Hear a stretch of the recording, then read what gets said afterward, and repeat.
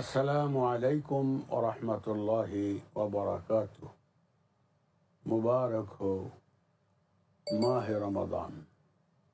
দূরের কাছের, দেশ ও বিদেশের সবাইকে আন্তরিক মুবারকবাদ জানিয়ে শুরু করছি বিকন ফার্মাসিউটিক্যালস লিমিটেড নিবেদিত মুবারক হো মাহে রমাদান এই অনুষ্ঠান, powered by faith trip and travels.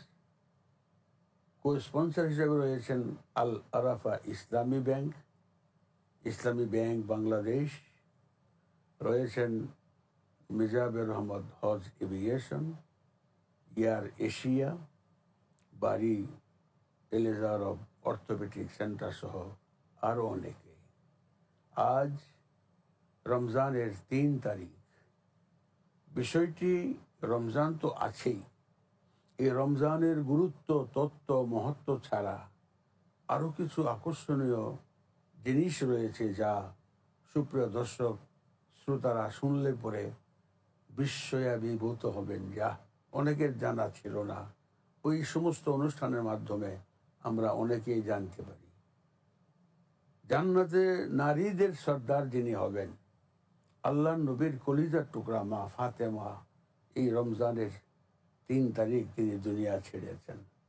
আরও অনেক বড় বড় ওলি আল্লাহরা এই রমজানের 3 তারিখ রমজান বরকত নিয়ে তারা দুনিয়া ছেড়েছেন। ওই সমস্ত বিষয় নিয়েও আপনাদের সামনে গুরুত্বপূর্ণ আলোচনা করা হবে।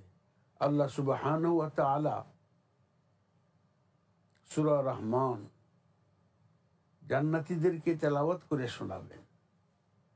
সূরা রহমানের প্রথম থেকে কয়েকটি আয়াত, ছোট্ট এক বন্ধু যার 9 বছর বয়স, যেই বাচ্চাটি 7 মাসে হাফেজ হয়েছেন, সেই ছোট্ট বন্ধুর সূরা রহমানের কিছু আয়াতের তেলাওয়াত আমরা শুনব। জোহায়ের ওয়াসিম আলিফ এখন আপনাদের সামনে সূরা রহমানের কিছু তেলাওয়াত করছেন। আউযু বিল্লাহি মিনাশ শাইতানির রাজীম। বিসমিল্লাহির রহমানির রহিম।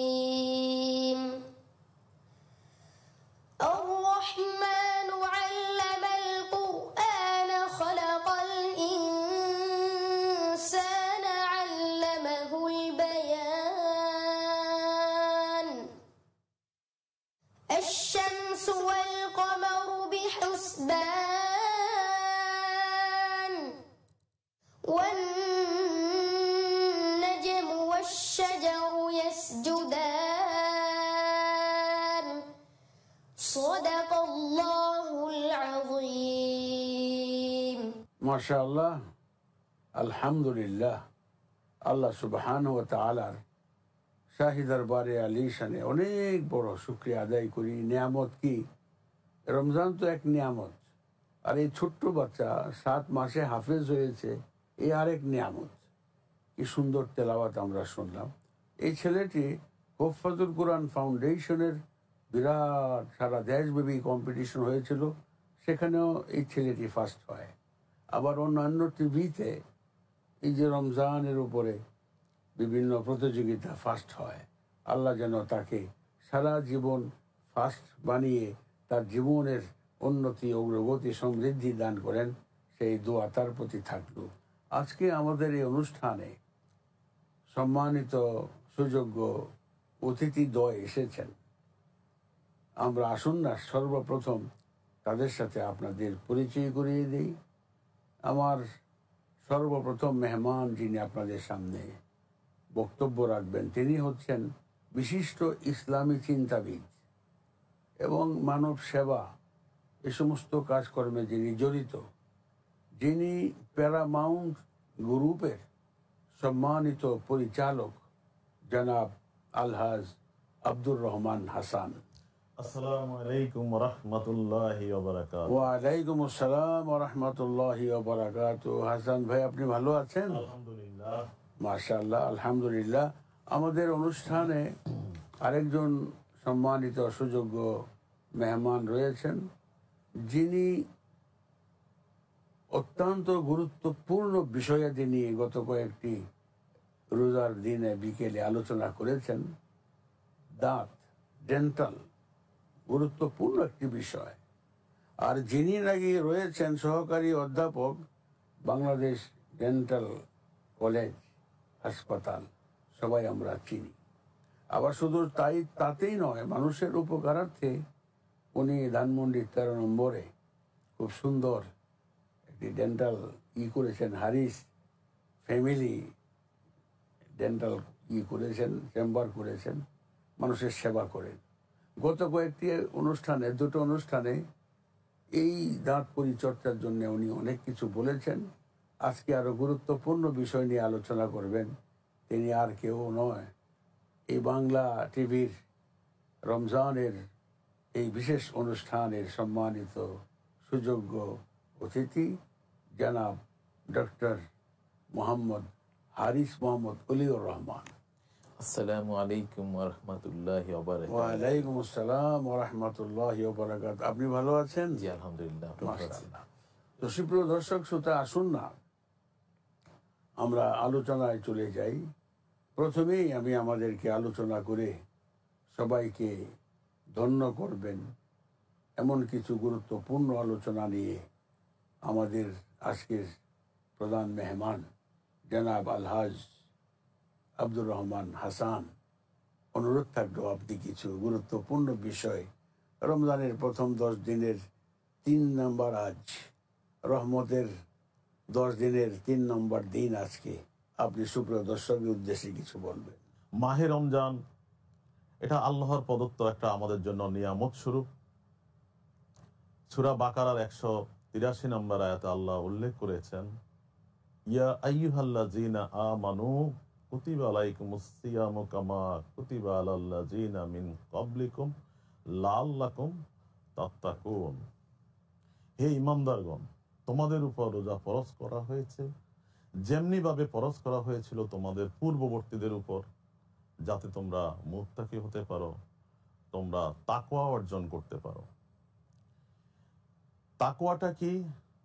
এটা হলো একটা ফরজগারিতা, এটা হলো বেছে বেছে চলা। প্রত্যেকটা আমাদের সামাজিক, রাষ্ট্রীয়, ধর্মীয় প্রত্যেকটা দিক দিয়ে আমাকে বেছে বেছে চলার নামই হলো তাকওয়া।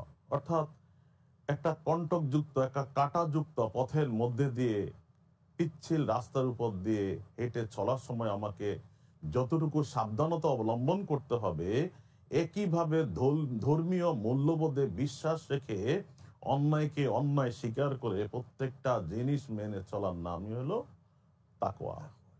কারণ ইসলামে প্রত্যেকটা জিনিসে, আমি যদি উদাহরণ দিই, সাপোজ নারীরা চাকরি করতে পারবে, এখন সে চাকরি করতে গিয়ে তাকে পর্দা মেনটেন করতে হবে, তাকে হালাল ভাবে করতে হবে। প্রত্যেকটা জিনিসই যদি আমরা এইভাবে চিন্তা করি, তাহলে প্রত্যেকটার মধ্যেই কিন্তু তাকওয়া নিহিত। আমি যদি অন্যায়, আমার চোখের সামনে যদি অন্যায় চলে আসে, আমার অন্যায়কে সেটা শুধরে দিতে হবে বা প্রতিহত করতে হবে, আমাকে মৌখিকভাবে বলতে হবে, অথবা আমার মন থেকে সেটাকে ঘৃণা করতে হবে। আমি যদি উহুদের যুদ্ধের ঘটনাই বলি, উহুদের যুদ্ধে যখন সংগঠিত হয়, প্রায় উহুদের যুদ্ধে 70 জন সাহাবী নিহত হয়। উহুদের যুদ্ধে যখন দামামা বাজছে, হানজালা রাদিয়াল্লাহু আনহু, উনি কিন্তু বিয়ের আসরে, বাসর রাত, ওইখান থেকে উঠে কিন্তু উনি চলে গেলেন যুদ্ধের মধ্যে। আমরা তো সেই ঘটনাবলী জানি, কতই না ভয়াবহ ঘটনা। অর্থাৎ সেই যুদ্ধে যখন 70 জন সাহাবী নিহত হয়েছে, এর মধ্যে 2 জন সাহাবীর লাশ খুঁজে পাওয়া যাচ্ছে না। একজন হামজা রাদিয়াল্লাহু আনহু, আরেকজন হানজালা রাদিয়াল্লাহু আনহু।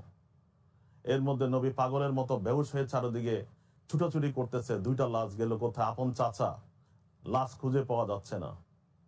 কিছুক্ষণ পরে একজন মহিলা দৌড়ে আসলো, হুজুরকে সালাম দিয়ে বলল, হুজুর আপনি কি আমাকে চিনতে পারছেন?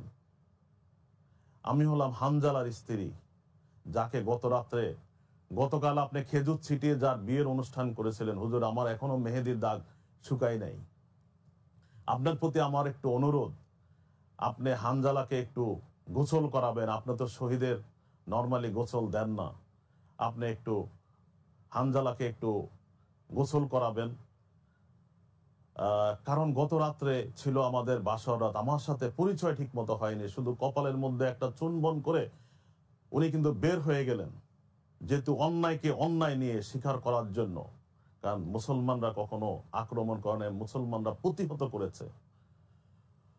নবী কিছুক্ষণ দেখলেন ফেরেশতারা ছুটাছুটি করছে, এর মধ্যে জিবরাইল আসে বলল, হে নবী, আল্লাহ হানজালার শহীদটাকে এত মর্যাদাশীল করেছে, উনি ফেরেশতাদের নিয়ে সব তৃতীয় আসমানে গিয়ে হানজালার গোসল দিয়ে দাপন করে সম্পূর্ণভাবে করে দিয়েছে, এবং সেখানে মিশক আম্বারের আতর ছিটিয়ে সুগন্ধি করে রেখেছে। মাশাআল্লাহ, খুব সুন্দর আলোচনা। আরেকটু শুনবো মুনাজাতের আগে আপনার থেকে। এবার তো বিরতির সময় হয়ে গেল, বিরতিতে যাচ্ছি, আমাদের সাথেই থাকুন। ধন্যবাদ।